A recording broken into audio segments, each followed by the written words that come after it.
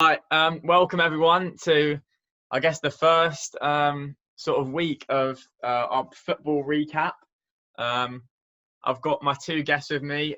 First, we've got Will, who you would have seen earlier in the year with the Premier League predictions. Wingle's obviously a big Liverpool fan with top on there. And then we've obviously got Krish as well, big United fan, legend of the club, famous on, was it Red Devils? What was the page you got interviewed on? Full-time Devils. Full-time Red Devil, there you go. But yeah, let's get into it. First of all, Wingle, 2-2 against Everton. What are your thoughts on that one, buddy? Hey, I think this is the biggest drama of the weekend, the whole game in general. To be honest, I thought we played really well. I thought there were periods, second half, thought first sort of 30 minutes, we weren't in it until Salah scored that goal. Everton, were on top of it. But obviously the big talking point is Pickford Van Dijk. If Pickford gets sent off there, it's a completely different game. I'm sure you boys agree with me that it should have been a red card. Oh yeah. I mean that's not even in doubt. The thing is, what's the actual word ruling of once the whistle's been blown? What can they do? So according to I think it was Peter Walton, who was the BT Sport referee. So if it's during a phase of play, then Pickford could have got sent off for serious foul play. But if it went after the whistle, then obviously it can't be serious foul play because the game isn't technically in motion. So what it becomes then is violent conduct. So he should have got sent off for violent conduct if the referee had blown his whistle. Yeah, like how John Egan's one against us was given a red card first week, and then that's not given a red card is pretty outrageous, to be honest. Mate, it's shocking. I think that aside, that aside, obviously there was still a game on, regardless of Van Dijk. You could argue, okay, Van Dijk's on, Calvert-Lewin doesn't score that header, etc., etc. But actually, I thought Gomez and Matip had a really good game, considering what happened in the match. But I mean, then you go 90th minute, Henderson. God, that's offside. There's something wrong with this game. I mean, he was miles offside. He was miles offside. We need VAR in the game. To be honest, I'm not a massive fan of VAR. If you follow me on Twitter, you'll know that. But the one thing I kind of can agree on is the offsides. Like, if it's offside, it's offside. Oh, I agree. Yeah. 100%. That's why we need VAR. But they haven't, like we were saying a couple of days ago, like they haven't said what part of the body is offside. Yeah, it needs to be distinguished. Look at that, and you don't think that's offside. No chance. If anything's offside, it's like Mane's arm, and obviously you can't score with your arm. Yeah, I think that's fair. It's a massive talking point. I think, like we said, if Pickford saves that, that's not even spoken about. 2-2. Yeah. It was awful goalkeeping. That he had quite a good game. He made a few good saves, but that was really. He can't be our number one, surely. The big blow of that is Virgil being out for the year, and obviously, the title. Anyway, exactly. Well, the other games on Saturday were obviously Chelsea bottling it against Southampton. We don't need to talk about that. Same old Chelsea. Frank's got to sort something out at the back there.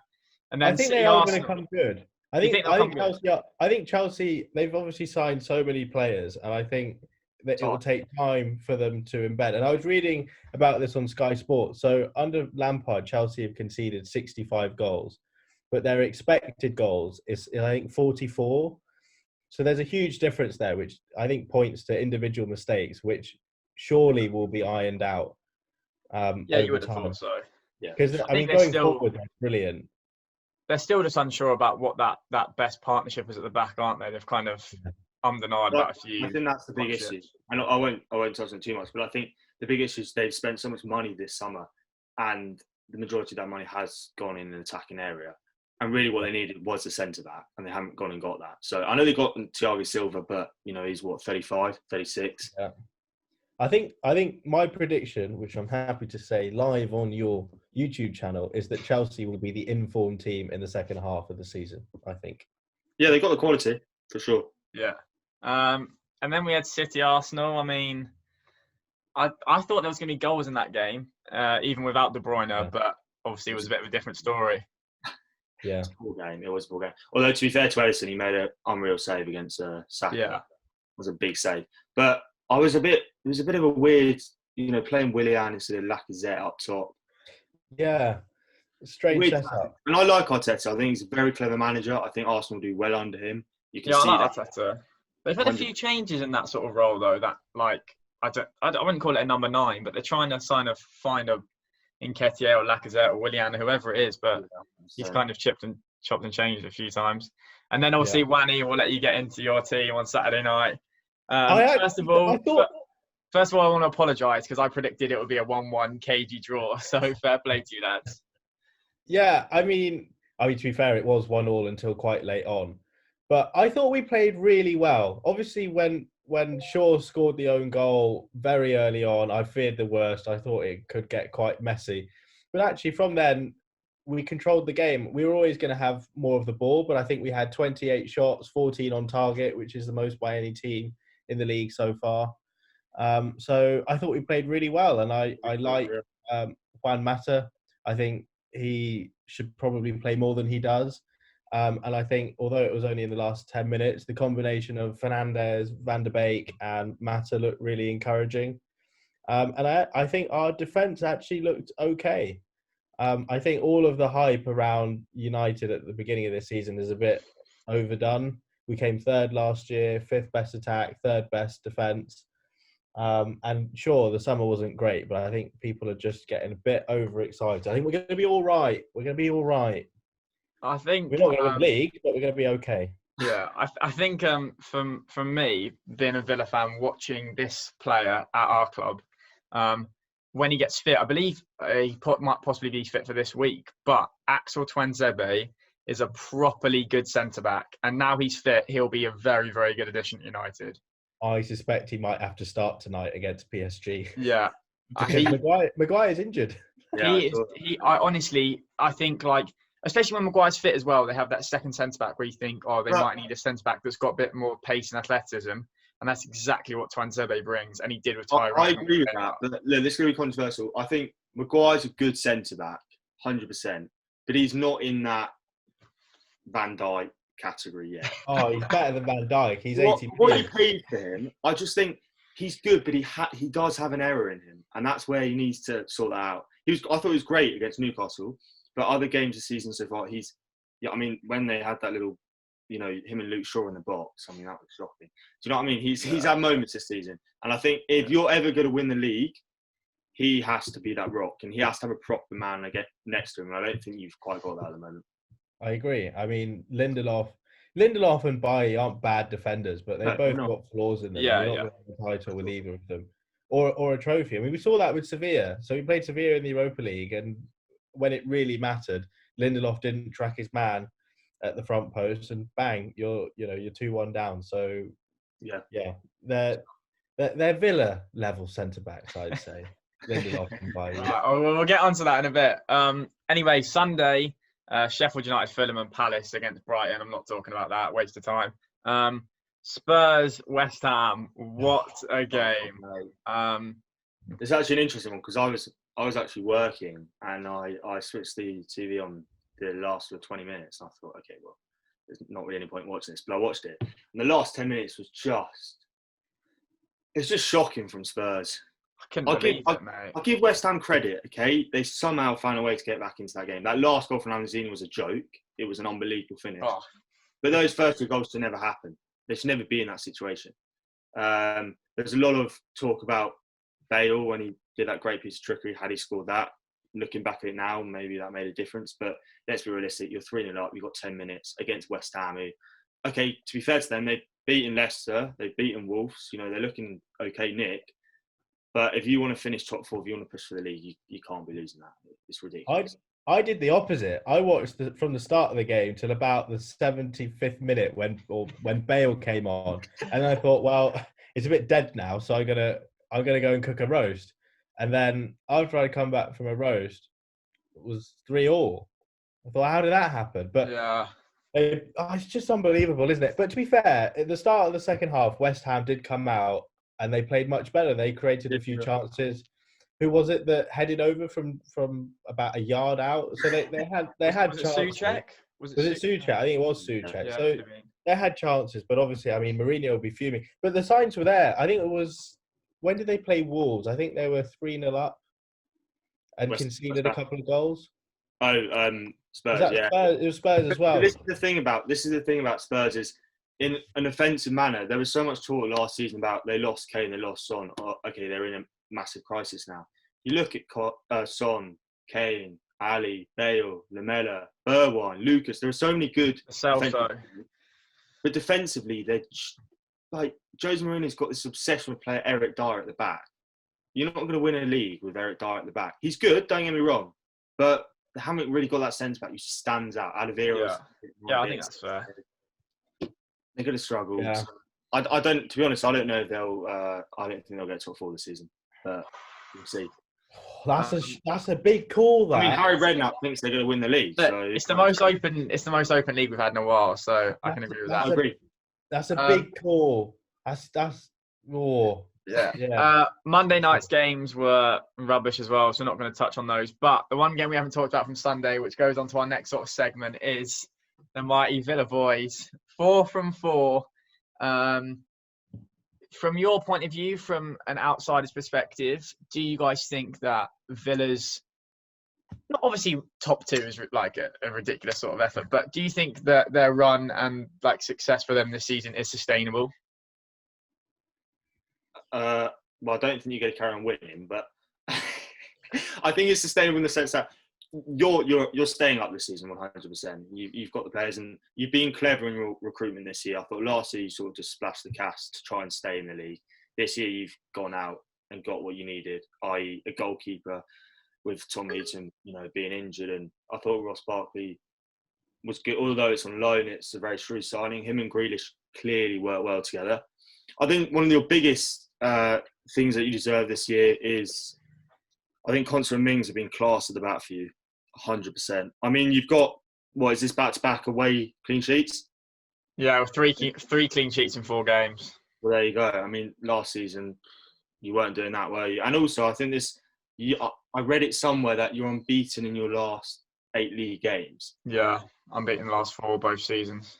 Exactly. So you're going in the right direction, 100%. And I think you can finish.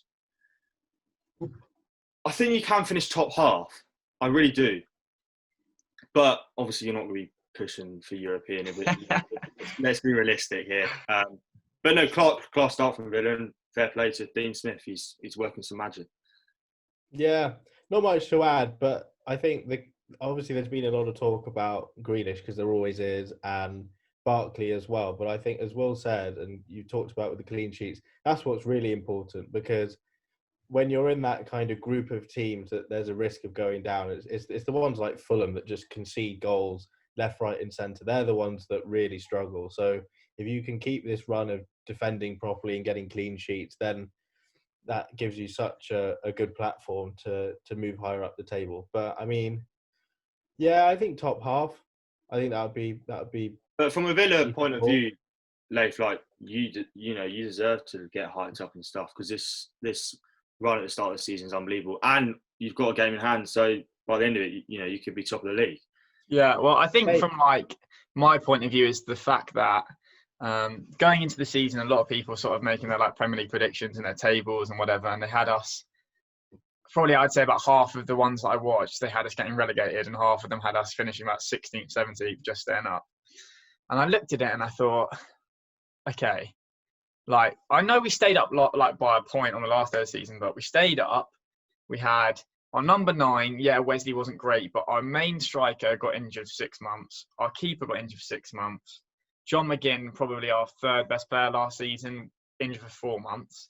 And we brought in a guy who scored 25 goals in the Championship, a proven goalkeeper in Martinez, and obviously some other options in terms of like Matty Cash and Traore, and then obviously Barkley when the season started. And I just thought, like, how can you predict us to do worse than last season? Obviously, no one would have said, oh, they'll put 7 past Liverpool.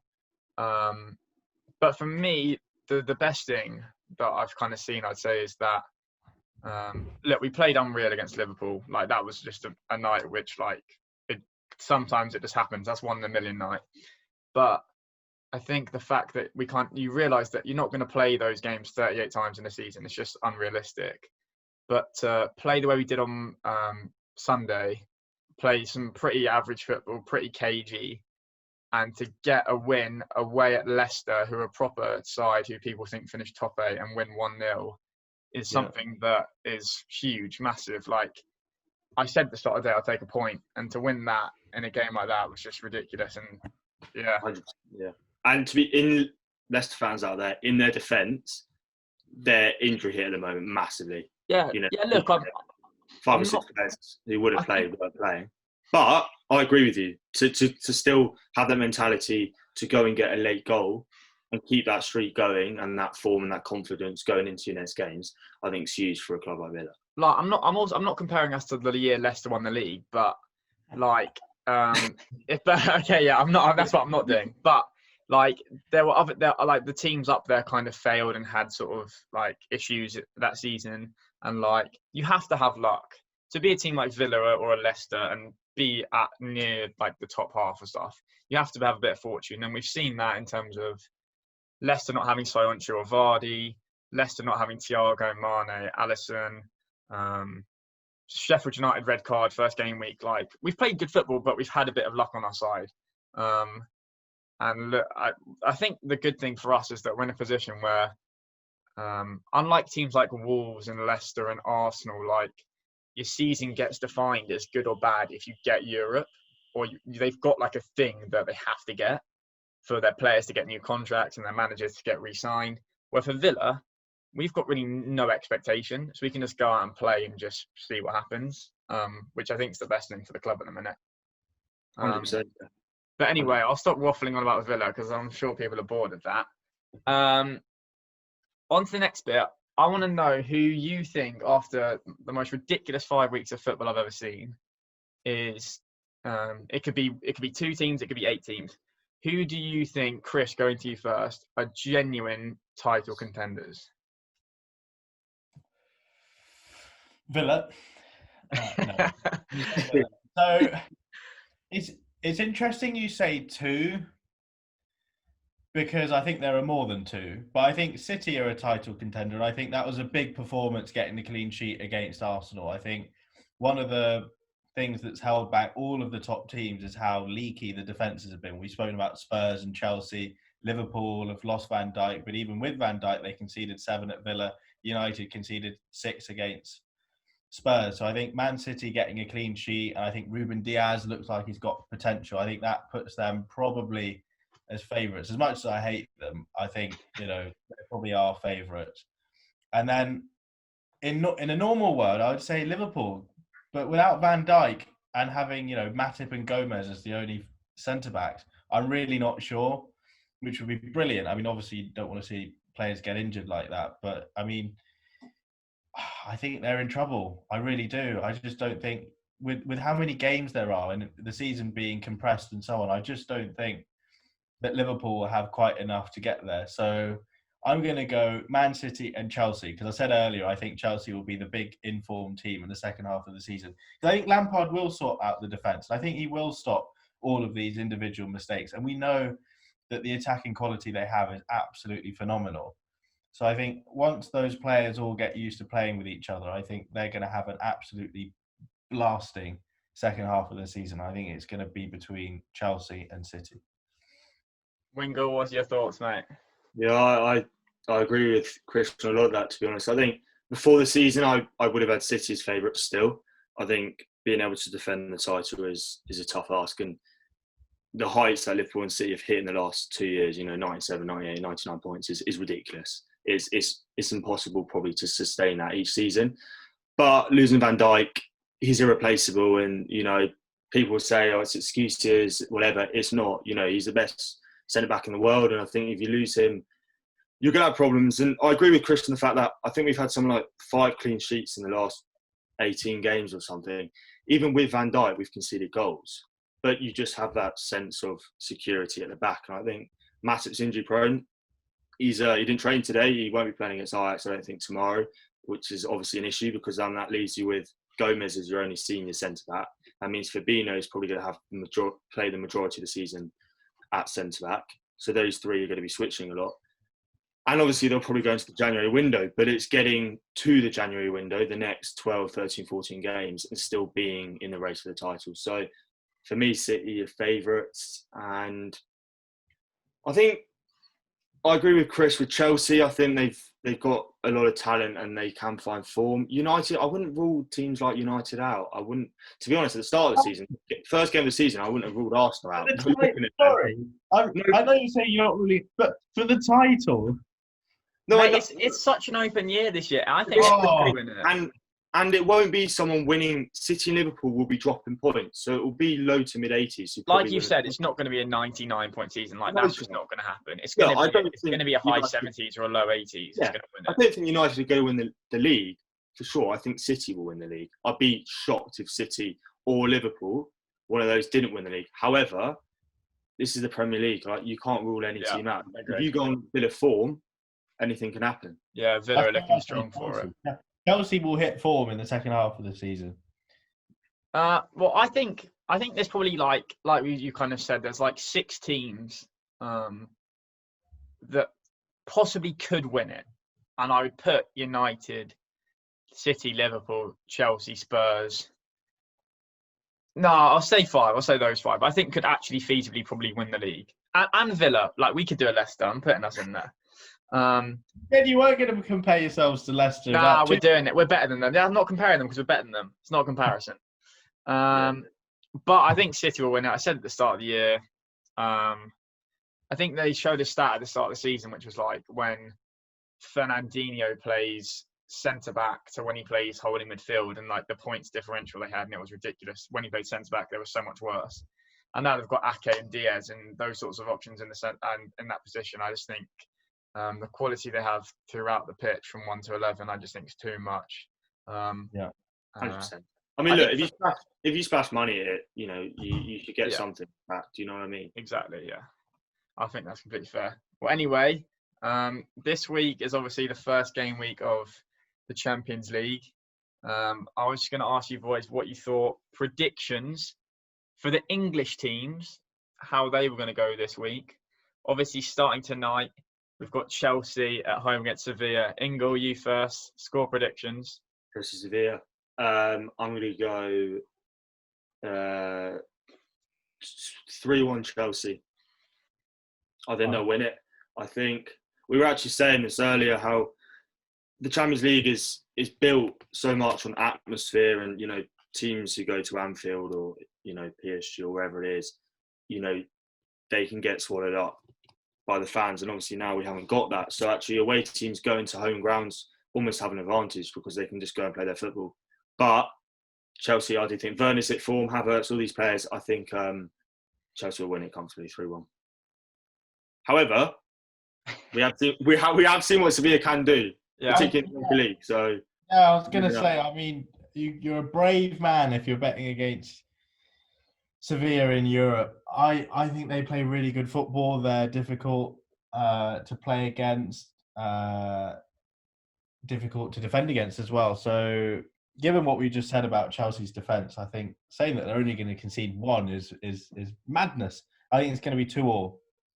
I think Chelsea are going to be 2-1 up, and then relatively late on, Sevilla are going to get one of those away goals in the corner. I'm going for a slight different approach, but similar to Krish. Like you said, I think it was Havertz and Van the other day for Germany playing international, and they look quality together. And then obviously Sevilla, what is it, 4 in 7 years they've won the Europa League or something silly. They in the Super Cup went to extra time and got snuck then. So like they're obviously a good side. And Chelsea have had troubles like us on Tuesday and Wednesday nights before in the Champions League at home. Werner's going to score, but I'm going to go Chelsea 2. Sevilla are going to nick it. Sevilla 3. Yeah, you know what? I'm going to reverse my decision. Rather than 3-1 Chelsea, I'm going 3-1 Sevilla. Oh, he's changed it. Absolute controversy, but no, I actually thinking about it. There's a chance there. Anything can happen. All right, Krish, going to let you start. You can have a little talk about your team tonight. Paris Saint-Germain, Manchester United. What's going on? Well, I think it'll be one of those comfortable away wins, 2-0. Easy, yeah. think will dictate the play of the game, probably have more of the ball, more shots. And so I think, and their counter-attack isn't that great, really, is it, with Neymar and Mbappe? So I think it should be one of those comfortable games. Maybe have it with some ice cream. 2-0 United. 2-0 United. Engel, what are you saying? I kind of get your approach in a way, Chris, because I do think you can. No, not to that extent, but I do think you can get a result. I don't think we've seen what PSG are like in the past in the Champions League. I mean, you can beat them for sure. But if their attack fire like they can do, I think they're very hard to stop. And we saw them. Did you play them last season? Was it last season? Season before. Season before when they were away at United and we saw the counter-attack that they were doing. So I think I'm going to go with PSG win. I'm going to go 2-1. 2-1 PSG. All right, I'm going to keep it short and sweet. I'm going 1-1. I think Rashford will score. But I just think, do you know, I'm tempted to say United might nick it 2-1, like a penalty or some VAR madness. But I think I'm going to go 1-1. I just can't believe that you think that Neymar and Mbappe are going to get a goal against Lindelof. Yeah, you got Twanzebe. He's a beast. If United defence turn up, you can get a result. That's what it was. Twanzebe doesn't let more than 2 go in. I will admit, out of the English clubs, United do have the group of death, I think. Oh, it's awful. I agree. All right. Yeah. City Porto tomorrow night. I'm going to start. To be honest, don't know a lot about Porto. City 3-1. Krish. 3-0. 3-1. All right, and then I'll let Wingle start, obviously, on his big one tomorrow night. Ajax, Liverpool. Thoughts, Wingle, what's going to happen? I think we'll win this. I don't think we comfortably, but I do think we win this. I mean, I feel a bit for Ajax because they've lost basically all their good players. I know they've still got Tadic and Daley Blind, and they've got some decent players there, but I think Liverpool, even without Verge and Thiago and Alisson, will certainly have enough. So I'm going to go Liverpool 2-1. Tight affair. Chris, what are you thinking? I think that Will's confidence in Liverpool is misplaced. I think Ajax are going to win 2-1. I just think that's such a big loss, not just in the team, but mentally having... I mean, those 3 players are in the spine of your team. Alisson, Van Dijk and Thiago. I think you're going to struggle. And I think it'll probably take a few weeks to get used to playing without them. I know Thiago's not been there long, but with his quality, I suspect he's someone that just sort of comes in and owns it on the training pitch, and we've seen him play well in the game. So I think without those 3, I just think you're going to be a bit rattled. And particularly if Ajax score first, I think you'll struggle. So I'm going to go 2-1 Ajax. I'm also, unfortunately, Wingle, going to go with Krish, and I'm going to say that Ajax are going to win. I'll say 2-1 Ajax. To be fair, I get that. I think it all depends on the team. Mind again. No, I'm definitely not.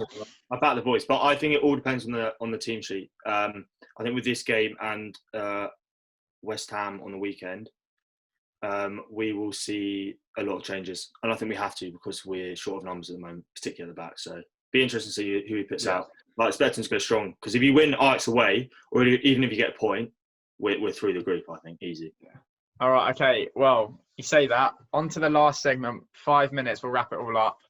But I want each of you to have one bold prediction for something in the footballing world to occur this year. Could be the Premier League, Champions League. It could be something to do with owners, managers. I'm going to start and go on what we've just been talking about. And I'm going to say that Liverpool do not get out of the group stages in the Champions League. I'm going to say that Atalanta and Ajax are going to finish in the top 2. They're both, I think they're second, and I think Atalanta are third in the Italian league. We've seen they've got a lot of goals in Ajax. I know they've had a few players they've lost, obviously crucial players, but 2 good sides. Liverpool losing Van Dijk, I think I completely agree with Krish in terms of it's not just the physical presence of him not being there, it's the mental presence and leadership that he brings to the team. And yeah, I think Liverpool I know, Wingle, you said to me that you thought Liverpool were actually going to do better in the Champions League than the Premier League, but I think the opposite. I think they'll find their form again in the Premier League, and I think they'll push City close to the title this year, and I think they could even win it even without Van Dijk. But that's my prediction. Krish, have you got any that you think could happen?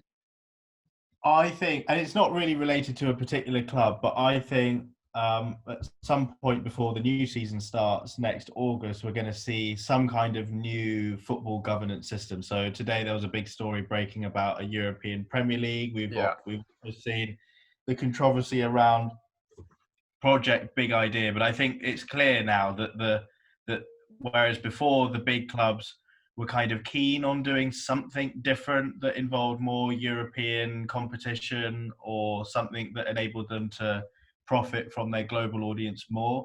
But now in recent weeks, we're seeing Liverpool, United and others actively agitate towards creating something new. So I think we will see a breakaway of some kind, even if it's not a total breakaway. I don't think that, this is the last season of the Premier League in its current form. But I do think that there will be a new competition or new framework in some way. Yeah, well, obviously that news just come out today, so we don't know the full extent of what the sort of scheme and setup's going to be. But it's interesting times, and I'm sure there's going to be a lot of split opinions coming up soon on it. Yeah. But, it's a good shout, Chris, like that. And Wingle, coming to you lastly. Don't say Villa to get relegated after what I said. No, I'm going to go Champions League. I don't think one of the clubs who we think may win it, if you put sort of Bayern Munich and Liverpool as favourites, I think someone new will win it. Someone who hasn't won it in the last few years, potentially PSG. We know their record's bad, but Juventus, I think they might go under Andre Pirlo. So that's my first thing. I think we'll see a new winner in the Champions League. And the second thing is, I think I don't think we'll be too far away from the first sacking in the Premier League, to be honest. Who do you reckon it will be? I would say Chris Wilder, but after the season last year, I think you'd be a bold chairman to sack him. I think Steve Bruce might be in trouble this year. Look, I'll agree with you as sacking, but I'm not going to agree with you with Premier League. It should be the international manager. Get Southgate out. Why is Jack Grealish not starting? It's outrageous. It's outrageous. Give it to Eddie Howe or Chris Wilder. That's what it should happen. I agree. Yeah, I think Southgate, he lacks a bit of something, doesn't he? People are like, he got us to the World Cup semi-final, but I mean, if you saw our run, it wasn't exactly hard, was it? So we lost to every half-decent team we played in that World Cup. Yeah, that exactly. was playing Croatia. I mean, we need like Sam Allardyce or someone back in there. he's Gareth Southgate seems like the sort of bloke that you would want to be your next door neighbour. He seems like a perfectly decent guy, but you wouldn't want him as the England manager. I mean, there's nothing inspirational about the guy, is there? Really? Sorry about that, guys. I don't know what happened there with the connection, but basically we're about to wrap up anyway. Krish and Wingle, cheers, boys, for getting involved. Really enjoyed that. Hope you guys liked that video, just talking about football. I'm going to try and aim to do that once a week. I don't know what the sort of style of the conversation is going to be, but we'll look to tackle the topics of what's going on in the world of football. Could be new guests, so let me know if you want to get involved, and we'll try and get some sort of games or competition in play so we can challenge each other in the world of football. But anyway, that's it for now, guys. So cheers, boys.